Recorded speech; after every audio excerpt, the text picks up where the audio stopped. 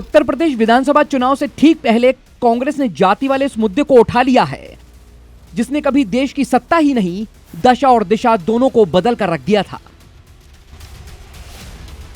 कांग्रेस के वरिष्ठ नेता जयराम रमेश ने राहुल गांधी की डिमांड को दोहराया और लोगों तक अपनी बात पहुंचाने की कोशिश की कि कांग्रेस आखिर क्या चाहती है।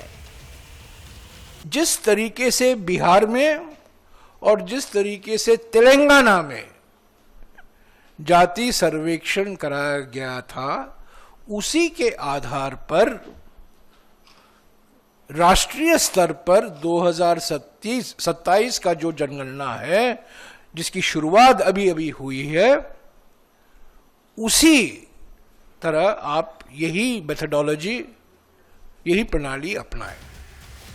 इतना ही नहीं, कांग्रेस अध्यक्ष मल्लिकार्जुन खड़गे और राहुल गांधी ने जाति जनगणना में जातियों के नाम दर्ज करने और डेटा जुटाने के तरीके का विरोध किया है।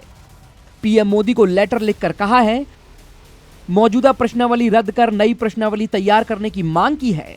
उन्होंने कहा है कि इसे बनाने से पहले राजनीतिक दलों, विशेषज्ञों और जनता से सलाह ली जानी चाहिए। लेटर में प्रस्तावित जनगणना प्रश्नावली में पिछड़ा वर्ग शब्द नहीं होने पर भी सवाल उठाया। उन्होंने कहा कि इससे देश में ओबीसी आबादी का सही आंकड़ा सामने आने में परेशानी हो सकती है। याद कीजिए, राहुल गांधी ने अपनी भारत जोड़ो यात्रा के दौरान जाति आधारित जनगणना का मुद्दा उठाया था। अपनी सभाओं में राहुल गांधी ने बार बार कहा कि कास्ट सेंसस भारत का एक्सरे है।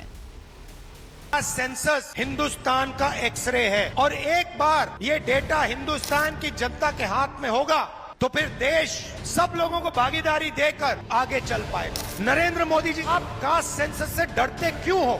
जैसे ही हमारी सरकार आएगी, पहला कदम कास्ट सेंसस होगा और ओबीसी को जो भागीदारी मिलनी चाहिए वो कांग्रेस पार्टी करके दिखाएगी।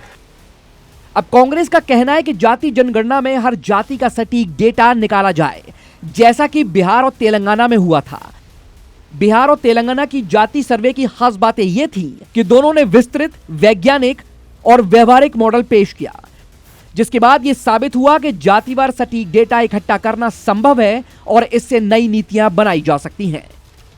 60 साल कांग्रेस क्या कर रही थी?